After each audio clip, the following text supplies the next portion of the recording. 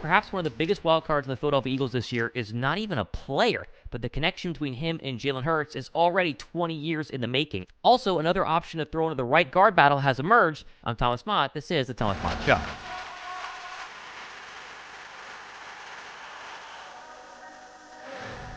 What's up, guys? Thomas Mott here. Welcome to the Thomas Mott Show on a Monday. The biggest X factor on the Philadelphia Eagles this year is not a player. Well, that's according to Jared Dubbin of CBS Sports, who looked at all 32 teams' biggest X factors, and Philadelphia's is a coach. Listen to this. Quote, in 2021, the Eagles offense took off when the new head coach Nick Sirianni gave up play calling duties to focus more on holistic game management, allowing Shane Steichen to take over.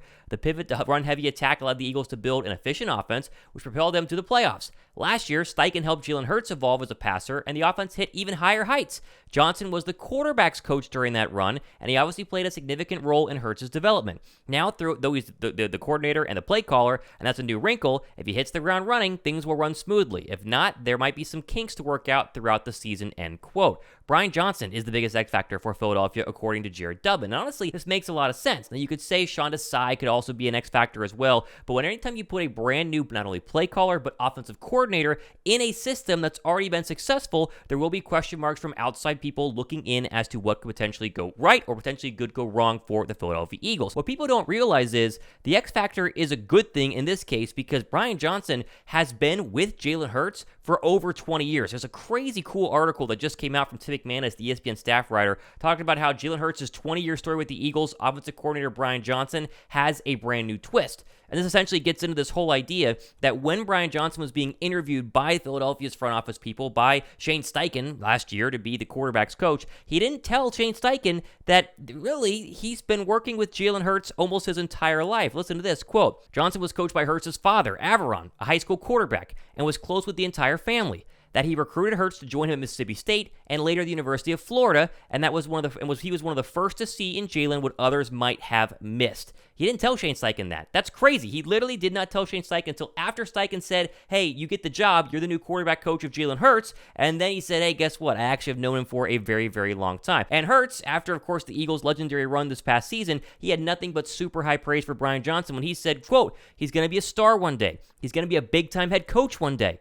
Hopefully, we can keep him here as long as possible, but nonetheless, I'm proud of him, and it's definitely just the beginning of the both of us, or for the both of us there, end quote. And so while it might be an X factor in a bad way for some people, this is an X factor in a really, really good way for the Philadelphia Eagles. And my main question is, how is he going to use Jalen Hurts this season? Because we've seen a kind of evolution of Hurts' game. Obviously, first season where he was the full-time starter 2 years ago, they were pass-heavy. Hurts couldn't really throw the football that well. They went to run-heavy halfway through the season, and obviously they made it to the postseason. Now, this past year, Hurts started throwing the football, especially deep ball, better than anybody else in the National Football League, according to some stats, and that kind of changed things up to where they were more balanced from run to pass. Now, when asked about, of course, what they're going to do with Jalen Hurts after his brand new massive contract, he said this a couple of months ago, quote, we didn't pay him more to do less, and that's talking about not protecting him, whether you're running or not. It seems like they're going to go ahead and continue to not only run him, but also let him throw the football. I think Brian Johnson, though, 100% needs to make sure that he lets Jalen Hurts be who he is, and that's not,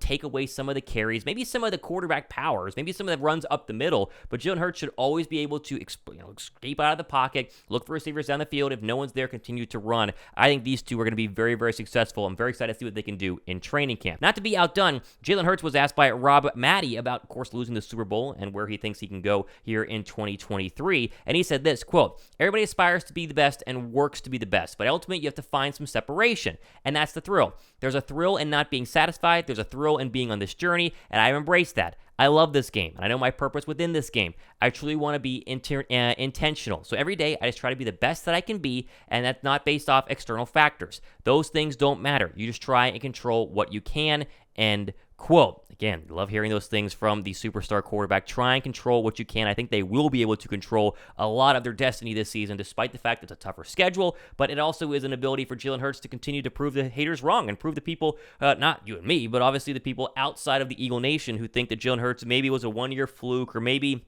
isn't as good as you might think. This is the year to prove them wrong. I'm very excited for them to go ahead and do so. Now, Jacob Media has an idea for Philadelphia if they want to go ahead and add some competition to the offensive guard position, and that is the former Bronco Dalton Risner. They said this, quote, "He would be at the top of my list of guys that they could bring in." That was Ed Kratz talking about Dalton Risner on Jacob Sports. Now, this would not be a pre-training camp signing. It would be a during training camp signing if suddenly Cam Jurgens and Tyler Steen didn't look too good. And while a lot of people think that both of them are going to look very, very good, Risner could make a lot of sense in Philadelphia if the Eagles needed to go ahead and pull the trigger. Now, it's been an interesting process for Dalton Risner in terms of being a free agent. He ended the season last year with an elbow injury on IR, 27 years old, but he's only missed a total of four games over 4 years, and he's been pretty darn good while being in Denver. They just have a new guard in town. They gave $52 million to Ben Powers, and they wanted to move on from him. So, if you're a little bit worried, like some people are in the comment section about, oh, Cam Jurgens is too small, oh, Tyler Steen might be too raw. If you wanted to go ahead and fix the issue,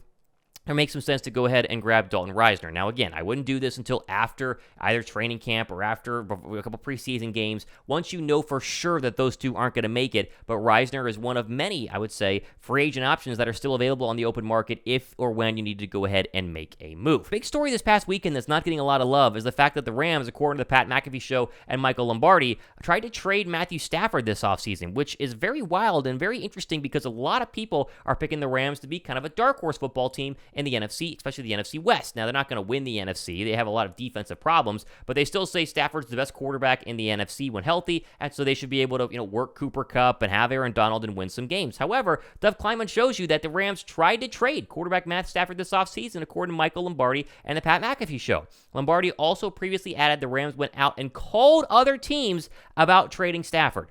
They're calling. Teams are not calling them. They are picking up the phone and saying, hey, do you want Matthew Stafford? Now, they're in cap hell. Maybe Stafford's shoulder is not as good as people think. The concussions last year are obviously a problem as well. But this is surprising for a football team that's going to try to play dark horse spoiler in a pretty weak NFC group, at least from a quarterback perspective. So keep an eye on this. I know that they went ahead and drafted the mailman, obviously the quarterback out of Georgia, who was incredible this past, 2 years, winning back-to-back natties and Stetson Bennett. And he's looked good so far during OTAs. But the fact that this is not being talked about enough is surprising to me, and I think the Rams could be a little bit more of sellers getting closer to the trade deadline versus being as competitive as people think. Unless Stafford is 100% healthy, which you would keep him, right, if you didn't think that he was a problem, then I think they're going to be sellers at the trade deadline, and that could be very interesting news for people in not only the NFC, like Philadelphia, but other teams as well. Okay, plenty more stuff happening over the next couple of days and weeks here as we are getting very, very close. I mean, it is July 10th.